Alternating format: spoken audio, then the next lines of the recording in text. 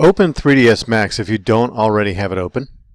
We're going to use 3ds Max as a file viewer to take a look at the JPEG file of our storyboard.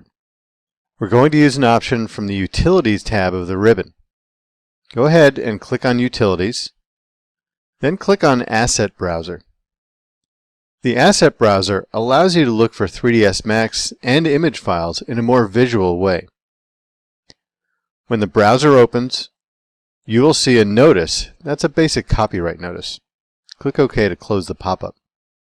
Navigate to the Scene Assets directory in the 3D Production Project directory, then to the Images directory.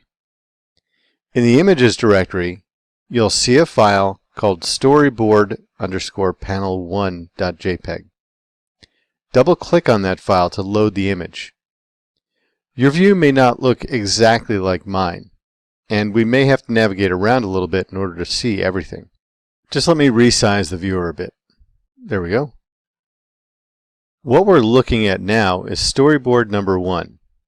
There's a fair amount of information that we see.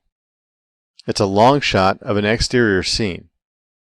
We have the description of the sun location for lighting, a description of the camera location, and we have a description of what the camera is going to do.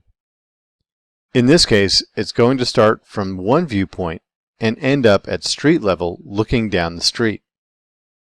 In this case, we need minimum building detail because we're a long way out and we're not really going to see all the detail.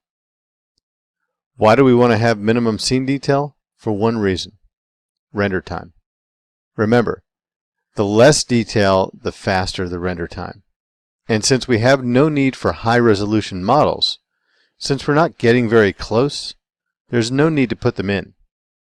All this would do is increase our render time and the complexity of our scene for no reason. Close the image viewer. Double-click on storyboard panel2.jpg to open it. If you need to adjust the size of the viewer, go ahead. Here we see a close-up of the exterior of one of the buildings on the street. So we've gone from the outdoor scene far away from this little town to a completely different 3ds Max scene, which is the front view of this building.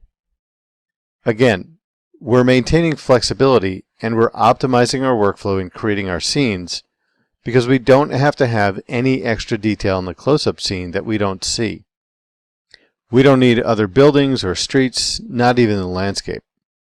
You'll notice that we have some information on color and different materials, as well as other pertinent information. Close the image viewer. Double-click on storyboard panel3.jpg to open it. Again, if you need to adjust the size of the viewer, go ahead. You'll see that we're now in an interior scene. You'll notice that there's not much detail here.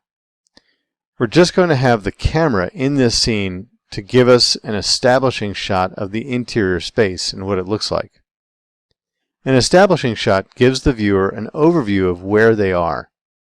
Without it, switching scenes can sometimes be a little confusing, especially going from outside to inside. Once again, close the image viewer and double-click on storyboard panel4.jpg to open it.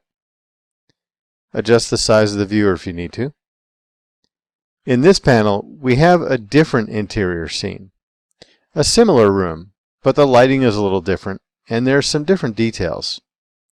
The scene gives us a little more information about what we're going to render, and a little bit about the animation that we're going to have for elements in the scene. This storyboard gives us the kind of information that we're going to need to present to the client and ask them, is this going to be acceptable for the animation you're looking for? We're going to use this storyboard as the graphical description for our 3D production final animation.